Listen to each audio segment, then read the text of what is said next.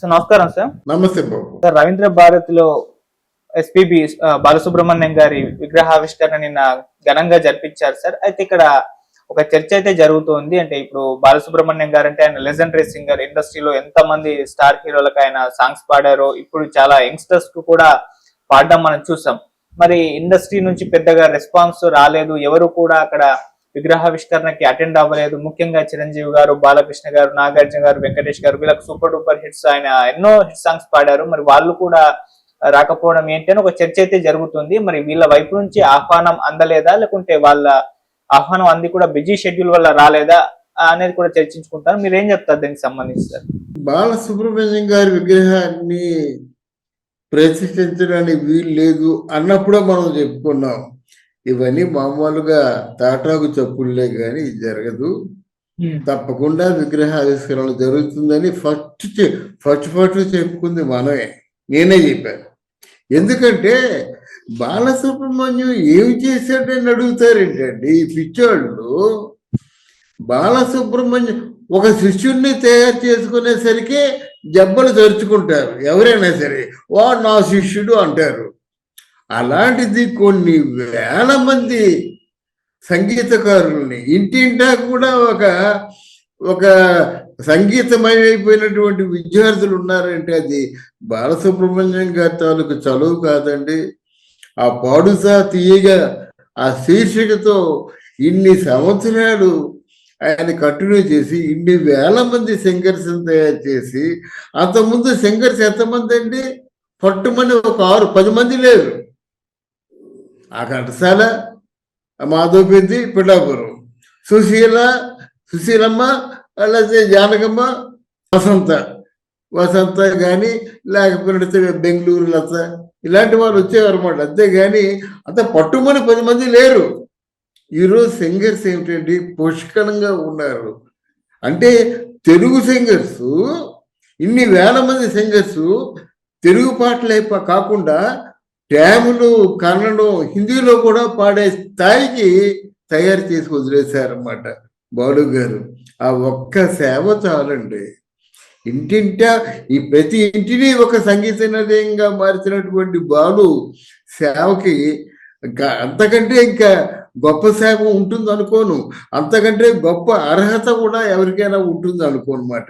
అటువంటి వ్యక్తికి విగ్రహావిష్కరణకి ఇన్ని అవాంతరాలు రావడం, దానికి బాలు ఒక మాట చెప్పాడు, ఎవరు చెప్పలేదు చెప్తున్నారు అన్నమాట. బాలు మా అసోసియేషన్కి వస్తూ మా మీటింగ్కి వస్తూ నన్ను పిలిచారు, సంతోషమే. దీని డబ్బులు కట్టానో లేదో నాకు తెలియదు, కానీ డబ్బులు కట్టేస్తాను. నన్ను మీలో ఒకటిగా చేర్చుకున్నందుకు నాకు చాలా గర్వంగా ఉంది, చాలా ఆనందంగా ఉందని చెప్పాడు అన్నమాట. మరి అటువంటి మా అసోసియేషన్ నుంచి కూడా ఒక ముక్క రాలేదు. ఈ ప్రొడ్యూసర్లు అందరూ బాలు చేత పాటలు పాడించుకున్న వాళ్ళే, వాళ్ళు మాట్లాడలేదు. హీరోలందరూ కూడా బాలు పాట లేకపోతే అసలు యాక్ట్ చేయమన్నటువంటి వాళ్ళు కూడా ఉన్నారు, వాళ్ళు మాట్లాడలేదు. మరి మాట్లాడకుండా ఉండడానికి కారణం ఏమిటో తెలియదు. కారణం ఏమిటంటే మరి బాలు గారు లేరు. బాలు గారు ఉంటే ఇలా చేస్తారా? బాలు గారు ఒక ఫంక్షన్ కండక్ట్ చేస్తున్నారంటే పిలవకుండా ఆహ్వానాలు రాకపోయినా సరే వచ్చి ఈ ఫంక్షన్లో పార్టిసిపేట్ చేసేవాళ్ళు, ఒక ఈవెంట్లో పార్టిసిపేట్ చేసేవాళ్ళు, కొనలు పని కట్టుకొని వచ్చి పార్టిసిపేట్ చేసేవాళ్ళు. మరి నిన్న 2 కారణాలు ఉన్నాయి. అప్పటికప్పుడు నిర్ణయానికి రావడం. ఈ విషయంలో మన మాజీ ఉపరాష్ట్రపతి గారి తాలూకు చొరవ చాలా ప్రశంసనీయం అన్నమాట. ఎందుకంటే ఆయనకి ఒళ్ళు మండిపోయింది అన్నమాట. ఇది బాలు గారి విగ్రహం పెట్టడానికి ఆటంకాలు ఏంటి అర్థం లేకుండా, దీనికి జాతి, మతం, ప్రాంతీయ భేదాలు ఉంటాయి కనుక అని మొత్తానికి ఏంటంటే వచ్చి చొరవ చేసుకుని ఆ విగ్రహావిష్కరణ కార్యక్రమం ఆయన చేసిన మీదుగా. అంటే బాలు గారి పాటలకి ఆయన కూడా అభిమాని. అసలు బాలు గారి పాటలకి ఈరోజు ఏదో వాదిస్తున్న వారిలో ఎంతమంది అభిమానులు లేరు? అందరూ అభిమానులే. ఏదో మొత్తానికి మిస్ఫైర్ జరిగింది. ఆ ఫంక్షన్ కొంచెం డిస్టర్బ్ అయింది. అందరికీ ఆహ్వానాలు అందాయి అని నేను అనుకోను.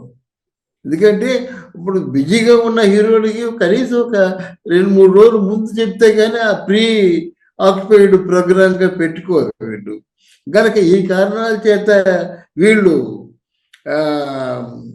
స్టార్స్ అంటే ఎవరైతే స్టార్స్ అని మీరు పిలుస్తున్నారో ఆ స్టార్స్ రాకపోవచ్చు కానీ ఏది ఏమైనా సరే ఇది అందరికీ తెలిసేలాగా ఒక కార్యక్రమం పెట్టడం మంచిది.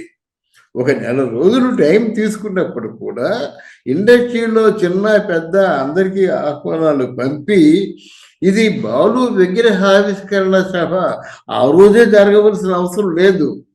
ఆ రోజంతా సంగీత కార్యక్రమాలు జరిపినట్టయితే బాలు గారి పేరు చెప్పి బాలు గారికి ఉన్నటువంటి శిష్య ప్రశిష్యులు చాలా మంది ఉన్నారు, జాగ్రత్తగా వినండి. వీళ్ళందరూ కూడా మార్నింగ్ నుంచి ఆల్మోస్ట్ ఒక 24 hours 12 hours ఆ సంగీత విభావాన్ని పెట్టి ఆ బాలు గారి తాలూకు సేవలకి ఒక నివాళిగా వీళ్ళు అంకితంతో అంటే నివేదనగా వాడు మార్చుకుంటూ ఆ కార్యక్రమాన్ని రూపొందించి ఒక నభూతో నభవిష్యత్ అనేటువంటి పద్ధతుల్లో ఈ కార్యక్రమం కొనసాగాలి. కానీ ఏదో దండ వేసాము, దండం పెట్టాము, 4 పాటలు పాడారంటే ఈ కార్యక్రమం ఆయన తాలూకు సేవలకి ఇది చాలదు, ఇది గుర్తుండదు, గుర్తుండిపోయే కార్యక్రమంగా చేసుకోవాల్సిన అవసరం ఉంది. ఇందులో శుభరేఖ సుధాకర్ నాకు మంచి మిత్రుడు, ఆత్మీయుడు. ఆయన తీసుకున్న చొరవ చాలా గొప్ప చొరవ తీసుకున్నాడు. నిజంగా నిన్న ఆ బాలు విగ్రహావిష్కరణకు వస్తున్నప్పుడు ఓ చిన్న రవంత ఒక గర్వం, అంటే అచీవ్ అంటే ఈ కార్యక్రమాన్ని నేను సాధించగలిగాను అనేటువంటి ఒక ఆ సంకల్ప సిద్ధి కనిపిస్తుంది అన్నమాట. అలాగే మిగతా వాళ్ళు కూడా ఈ కార్యక్రమాన్ని ఎలాగైతే చేశారో ఈ కార్యక్రమం ఎప్పటికీ గుర్తుండిపోయేలాగా బాలు గారి తాలూకు శిష్య ప్రశిష్యులకు అందరికీ తెలియజేస్తూ, అలాగే ఇండస్ట్రీలో ఉన్నటువంటి చిన్న పెద్ద అందరూ బాలు పాటల ప్రేమికులు అందరినీ పిలుస్తూ ఈ హీరోలు కూడా అంటే పిలిచి ఈ కార్యక్రమాల్ని నిర్వహిస్తే ఇదే రవీంద్ర భారతిలో ఆ రోజంతా వచ్చే జనం పోయే జనం వీరందరూ చూసి ఓసారి బాలు గారి తాలూకు ఆ గొప్పతనానికి ఆయన తాలూకు ఏదో సంగీత ధరికి నివాళులు అర్పించినట్టయితే ఏ లోకంలో ఉన్న బాలు గారి ఆత్మ నిజంగా శాంతిస్తుంది. అప్పుడు మనం ఆయన్ని గంధర్వ గాయకుడు అని పిలిచాం కదా, ఆ పేరు సార్థకం అవుతుందని నా ఉద్దేశం. Thank you so much. Thank you అమ్మా, థ్యాంక్ యూ వెరీ మచ్.